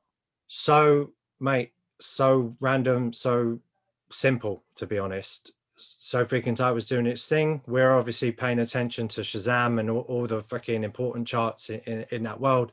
Out of nowhere, Pony was up in there as well as So Freaking Tight. So I think Pony, like So Freaking Tight, was up in like top 10, and I'm sure Pony was in like in the top 20. But as a white label, we had never registered it. It was a bootleg, like it was a straight up bootleg. So maybe just the overflow of what was happening with So Freaking Tight was going into Pony as well. Alex put a tweet out. It was like, "Oh my god, can't believe we're this in Shazam chart with So Freaking Tight, and Pony is here as well." So he added Genuine. Genuine was like, "Yo, that's dope. Like, DM you." She just quickly came in DM, said, "What's the deal with it?" and that, and we were like, "Well, it's just a bootleg sort of thing." He was like, "Oh, should we do it properly? I'm in the UK in 2 weeks' time doing some show in Hammersmith Apollo. So I would get a studio together and we get a revocal in." All right, sweet. So yeah, he came over. Basically, we got in touch with Jamal at SBTV. We went and done our manager John organized the Wendy House studio in Shepherd's Bush, and Jamal came and kind of filmed the whole process for SBTV. And then Genuine was in there, just revocal the whole stuff, and that was it, man. The record was done. Like, Wow. fair play to him as well. He was talking to us saying that he wanted to do a bit more of an EDM album, just a bit more outside of his comfort zone. He just wanted to work on some stuff with us in the future, and yeah, mate, he got it done. No messing about at all. Quality. That's Yeah, and then absolutely to superb. be honest, me and Al weren't keen to go with that as our second single. No. We didn't want to do that. We didn't want to follow with another sort of sample, because you as a music man understand that, wow, Genuine's come and revocaled that. The majority don't understand that. It's like, oh, it's another bootleg, or it's another sample. Yeah. No, it's not a sample. The man has fully revocaled that record. Yeah. Yeah, so that one didn't really get the support it probably deserved, I suppose. Yeah. It's still a great record though. And yeah, as I say, I just love the story. I love the story of Yeah, you know, Genuine actually just coming and revocaling a fucking track that you made pretty much for DJ sets. It's great. And mate. the fact that he just heard it was fantastic. I love little things like that. It's like you know, Thiago Silva hitting up Dave and AJ Yeah, Tracy on Twitter because he heard the track, you know, yeah. like I love stuff like that. I think it's great. It's natural, isn't it? Yeah, it Yeah. is. And And it's he's lovely. Like, he was a lovely fella. You know, when you meet certain people and you expect an yeah. ego, he was like, nah, just get me some chicken wings, a bottle of Jack Daniels, or I can't remember what it was, Cavassier maybe. And he was like, and a barber to trim my hair. He's there, mate. Jamal's called up his barber. You'll see it in the video if you go on and check it out. Like, he's literally getting a trim while doing the interview. Crazy. In the studio session. Too funny. It's absolutely brilliant, and it is good to hear that, you know, he's, you know, a decent dude as well, or a genuine person. Hey. I only ever asked that. I was planning that joke from 3 weeks ago. No, I'm joking. It's written down in front of you. So I post it on the fucking wall. So yeah, for all of these big releases, loads of stuff on Get Twisted, the festival scene, you know, the international travel. As I touched on it earlier, we had a conversation quite a while back about your travel schedule and stuff. Yeah. You told me about a particular nightmare time that you had when you guys had an absolutely insane amount of bookings. You know, just touch on you know, that sort of that process and how it feels to actually, you kind of mentioned it earlier with, you know, sort of what I'd call the adrenaline dump, where you have the high Yeah. of doing one and everything else, but the exhaustion of airports and constant moving around and stuff, especially Yeah, I think during that period of time. Like what was that like, and how good was it to finally get home and put your feet up? obviously I've always burnt the candle at both ends, like always, the whole entire time, but never to this extent. So like that particular period of time, I think we done 21 flights in 10 days, something silly like that. But usually what happens is you'll get the one booking and then your agent plans a route around from it. So let's say we have a booking in Manchester, they're like, oh, Blackpool's not too far, like what's going on there, right? Blackpool, maybe move on to Liverpool or Wales or whatever, and it kind of just follow a pattern. We set up the red light in Sankey's, so that was every Thursday. So we had to go to Spain. I think it was back to London, over to Lithuania, through Russia. It was just like, it was this. So the routing was awful. Yeah. The routing was awful, but me and Al literally said yes to everything. Yep. Book it. Yes. Fuck it. Because you never know when you're going to get the opportunity again. Yeah. So we said yes. And basically, mate, I think we lived off 2 hours sleep each day maximum for 10 days. Yeah. We came back, both of us was absolutely wrecked. Alex got really ill, actually. His whole body was just like, nope, you got to sit on your ass for a little while. I think it took him a good while to get back on his feet properly, but that was insane. And at the same time, as much as you enjoy it, and it was a great experience, don't remember half of it because you was in zombie mode for the majority of the time. Yeah, mate, it's crazy. It's always worth touching on as well, because you know, personally, I hope you never ever do something as packed in as that and have that sort of schedule again. Partly because we've seen what it can do in recent years. You know, certain people pressed it far too hard and pushed it far too hard, and you know, rest in peace, Avicii, basically. I can't. It happens so often, and it worries me seeing it with some people. You know, people that I've known. Like I know you're quite a sensible person. As I say, you're not a drinker or anything anyway, so that probably helps anyway in itself. But yeah, I mean, so many people I've known over the years that are in the industry and in other circles as well, that have just pressed it on and pushed on far too much and just burnt the candle to the point of complete exhaustion. And it's worrying seeing it sometimes. And it was something I wanted to touch on, just to sort of make people aware of, you know, there's a great side to this where you're working with genuine eating chicken wings, but you know, there's another side of the scene where it's like people, you know, put their bodies on the line for this shit, man. And it's a lot of graft. When people think, oh, you live a great life and you go and do this club and that club and blah blah, like, mate, I've never been at that level, but I remember doing one weekend where I DJ'd, because I work full time. I work 6 days a week, but I DJ'd on the Friday night. I worked on all day Saturday. I then went and DJ'd on the Saturday night at a carnival pre-party. Was there till 2 a.m. Went home, DJ'd all day at Notting Hill Carnival on the Sunday. Left Carnival at 7. Went all the way down to Croydon on the Sunday night to do my Sunday residency. In Croydon at the house event. That was actually one of the nights I refused to play that record that we don't speak about. And then I left there at 3 a.m. because my set was like 1 till 3. Went home, 3 hours sleep, up, back all the way to Carnival again, playing on the mat. And I remember sitting there when I got home on Monday night, just like my feet in bits, like my head hurting, everything. Like I can't even begin to imagine adding in flights, fucking like transit to and from airports, luggage, mate. Not for me. Mate, even before Tough Love, like I remember I used to do a lot of residency work up the West End, and I remember there was a period of time where I had 4 residencies. So it was Monday, Tuesday, Thursday, and Saturday, and that's quite rare, if you know what I mean, to have 4 West End residencies. So at that period of time, you know, it's like when your resident work sometimes up and down. So I went back and I got a job in my old school, like assistant teaching. And at the same time, I was playing semi-professional football. So that was Tuesdays, Thursdays, Saturdays, and as well as DJing 4 nights a week. I'd get into work. I'd be up at like 7. I'd get into work at 8 o'clock in the morning. I'd be out the door at 4 o'clock. Straight away do the gig on a Monday, not getting until 3, 4 in the morning. Bam, straight up 7 o'clock. Then football training Tuesday. Then gig on Wednesday, football training Thursday. I think Friday was my only day off. Football match on Saturday. training, a game, football match on Saturday, a gig on Saturday night. And I just remember like, I was fucked. Like I was proper fucked. Then I started to get into the routine of not eating lunch anymore. That would be my period of time to fall asleep in the fucking chemical store in the bloody school building.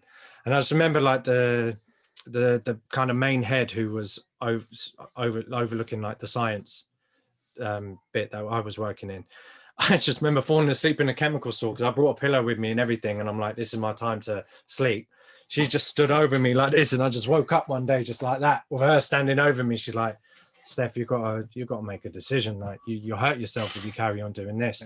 I'd be sitting there on a chair against a wall, just falling asleep, trying to catch a moment of rest. And then it came down to it where I was like, nah, the job's got to go, really. I'm not gonna work the 9 to 5, if you know what I mean. Yeah. So yeah, big up any young budding DJs out there that are listening. Beware of the pitfalls. Look after yourselves. Hey, And make sure. yeah, and when you can sleep. But, you know, before we wrap up, obviously wanted to touch on stuff that's going to be happening for you guys in the future. Yeah. You know, future projects, future festivals and stuff, if there's anything coming in for the rest of this year. How are things fixed for you for the rest of the year once we start to get back to normal, and obviously into next year as well?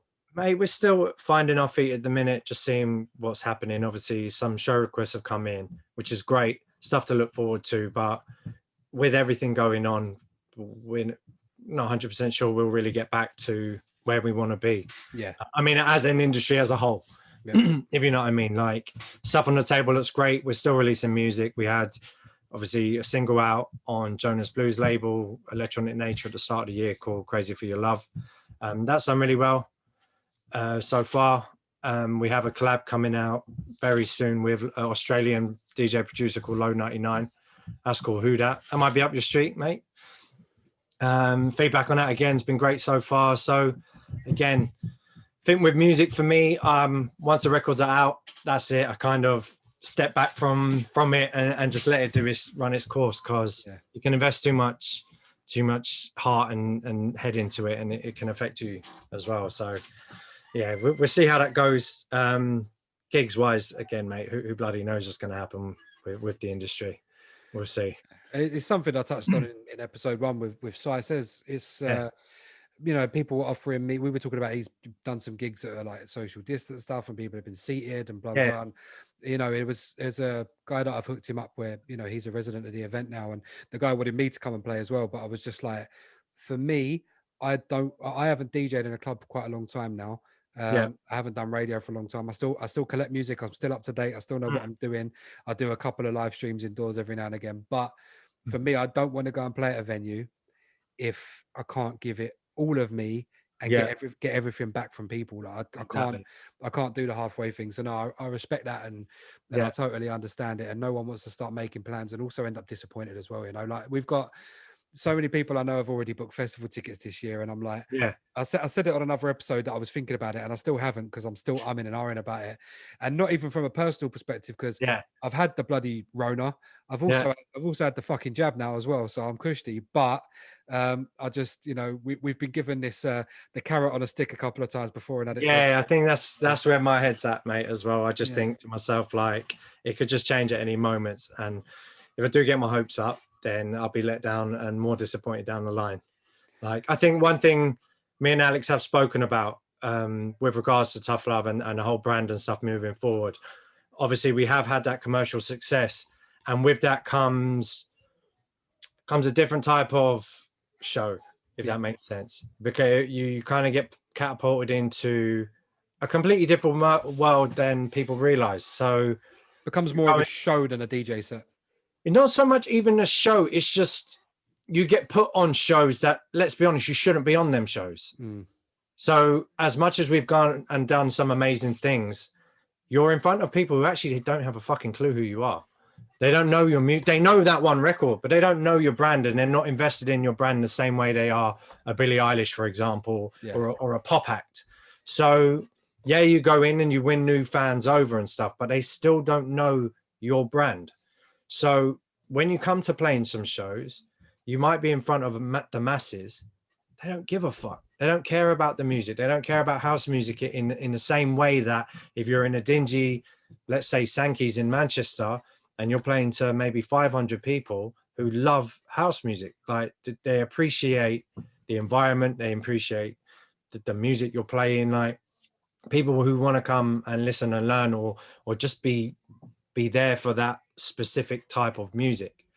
Like, it's me and Al's very much now saying, no, we're just going to make what we love, the stuff that we know works for us, and not bend, because you do have to bend sometimes. Like, you do have to, when you're playing to a much more commercial crowd, you have to bend your set slightly. You have to kind of go with, because like yourself, for example, come from a generation of DJs who read a crowd.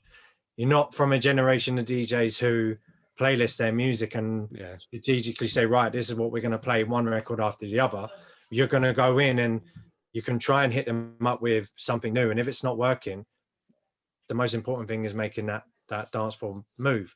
Like, the most important thing is making them dance. But sometimes you can bend too far one way, and one, it affects your credibility. Two, it affects you as a person, because you don't really enjoy playing half the shit you're playing. You know, I think there's been a lot of DJs over the years that have done that. They've gone out and their sets have almost been, they've almost been like a concert in the terms of like, here's the set list, here's what's going to happen. Whereas, you know, the best of us really just want to go out and see what happens, and nothing like it, mate. It's like this podcast. I have great conversations with great people and I wing it. I don't plan anything.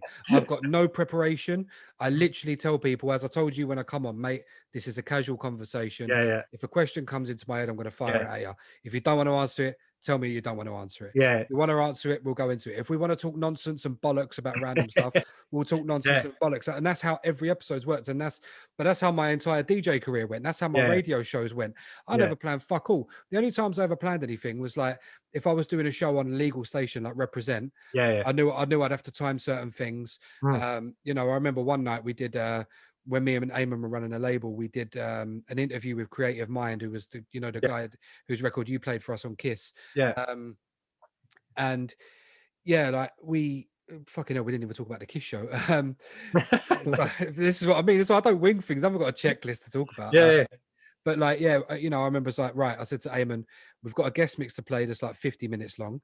The interview I can make sure fits into a 10-minute segment. We don't even have to pre-record it. I just know I've got that down, that I can time things like that. You know, I can do it if I want to. I said, so that leaves us, you know, 55 minutes minus ads to do a mix. Like, you know, that's roughly this many tunes. Let's make sure we play this, this and this. But that was the extent of it. You know, that was like the most planning we did. But the rest of the time, my radio show, I'd just go in, just play whatever. And if the phone started ringing, I'd start playing this. And then if it didn't, I'd play it, you know, like, and there's sometimes I'd go in and just turn the phone off, leave it in the corner and be like, text into this number. Like, I ain't reading your fucking text. I don't know what I do. I think, mate, I think that's one thing a lot of people don't really understand though, is that like for certain acts, like we never done it. We always went with whatever we wanted to, but there are certain acts that transition just that DJ world, if you know what I mean. And they fall into, like, you always get these DJs like, oh, he's not even fucking mixing. Oh, it's all pre-rehearsed and it's all this. And it's like, it has to be. Like, when you're playing on a certain stage, like, them lights just don't go in at the right time for no fucking reach. You know what I mean? It's programmed. Like, these people's sets have to be programmed. They can't just go and wing it the way we have done or we can do, because like, and I find it funny sometimes because everyone is a connoisseur when it comes to the art of DJing, if you know what I mean, but then they don't realize there is that other side of it. Right, you're going to go and play Capital Jingle Bell Ball or whatever, like, that's DJ's not DJing. He's got a fucking 6-minute window at best to put whatever records he's got together to put together with an amazing visual setup, a dancing setup and a mic thing, and that's it. You can't wing that. No, you really can't. And it's, as you say though, for me, you know, you said it yourself, and for me, I'm exactly the same. Like, for me, that kind of killed my enjoyment of DJing, and I just not winging it.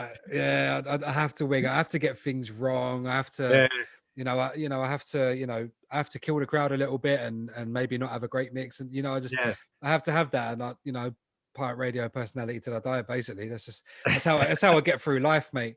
That's how I get through work. That's how I get through my day. That's, Yeah, you know, my missus will tell you I got to get things wrong 3 times before I get it right. I just, you know, because then once I get that right, I'm the absolute dog's bollocks of doing that thing. you've Like achieved it. that's my thing. Like, you know, Yeah. when it took me a long time of learning that being wrong wasn't necessarily the worst thing in the world, or getting things wrong wasn't the worst thing in the world. You know, like the more times I've got things wrong in my life, the better I've become at it. And that was always part of the enjoyment for me. But yeah, no, I completely understand when you're doing a big event, or as you say, like light shows and things like that. Yeah, perfect example, you know. So yeah, mate, it's been an absolute pleasure and a privilege to Legend, have you man. on. There was one little last thing I wanted to do before we end the show. I've been running the confessions and the dilemmas segment, but no one's emailed me in a dilemma or confession this week. No one sent in. But what I did have was someone asked me this question, and Go it's on. something I put up on my Instagram, and it's actually started a couple of interesting conversations in private with people. But obviously, you know, we are coming out of, you know, there is light at the end of the tunnel for the current Yep. shit situation that we've all been in. I'm not one of these doom and gloom merchants that thinks we're never going to get back to normal. Like, we are going to get back to normal, guys. Better days are coming. I do promise you. You can, I agree. if better days don't come, then I'm not going to say I'm going to stop doing the podcast, because some of you might enjoy that. But no, I will run around Trafalgar Square with bollocks hanging out. How about that? If better days Mate, don't you come, better. Can you sign that? Just quickly run a little signature with your hand across the screen, just so. Digital signature you hold up to the That's camera. it.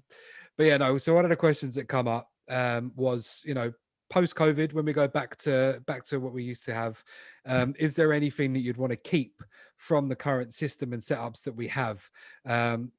And you know, it has started a really interesting conversation in my Instagram DMs of Yeah. things that you think of actually, if we take certain habits forward, Yeah. is there anything you'd want to keep moving forward? Mate, there's loads. There's absolutely loads. I think the first one would be more encouraging family time. Definitely. Yeah. Like, there should be an allocated window for family time. I think, like, we are workhorses. That's all anybody seems to fucking do is work, and they forget like life's a lot more than Go on, kind of, Rihanna. no, mate.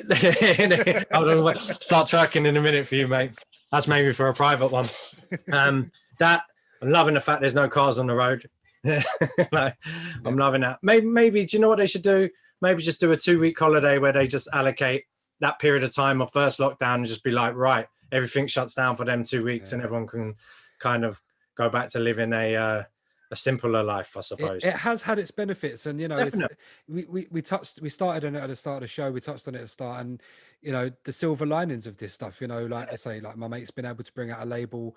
You've had various bits you can do. Loads more time spent with your kids. I mean, and it just goes. It doesn't just come from the music industry either. Like, I've got a mate who's a painter and decorator, and last year, I was talking to him last year. One of my best friends. We've known each other since we were like 9 years old.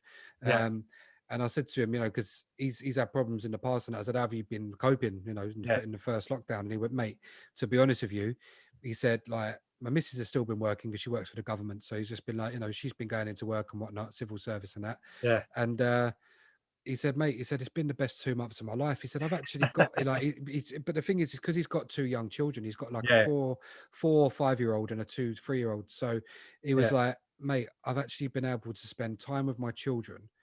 I'm never ever going to be like, I would never have had that time. And when I go back to normal, I'm never going to have that time again. Exactly that. You know, he's like, I come, you know, I leave work, I get off the building site, or like you know, wherever we're working, and he's like, I come and I pick the kids up from school, I bring them home, dinner, bath, bed. You know, the missus is out till God knows when, working and doing this. He's like, we just haven't had that time. And for me, I think that's been a really important thing. The other habits that I want to carry forward is just people being cleaner, like people being cleaner, like stop being so dirty, you bastards. Yeah, and not just people but places as well. Like when you see like all these different, like, you know, food venues and other places like enhanced cleaning, and I'm like, so it wasn't clean before? Like, how long have we gone with like eating off of filthy tables? And the other one for me was also sort of similar to what you said about, you know, having the time to do family stuff. But I think more businesses and more employers should be, you know, awake now to the fact of like, when people are sick, stop forcing people to come into work. Because fuck me, like we get it really bad at my place, where it's like I work 4 floors underground, and it's like temperature controlled, air conditioned where I am, and it's like mate, if one person in there gets like a cold or flu or something, You're all done. we all get it. It happens every single year, and Yeah. that's why a lot of the you know, a lot of my work planning and stuff, because I'm in charge of such a big team, Yeah. has been around trying to figure out ways where we could stop people coming in with sniffles, and you know, give people as much work to do from home as we could Yeah.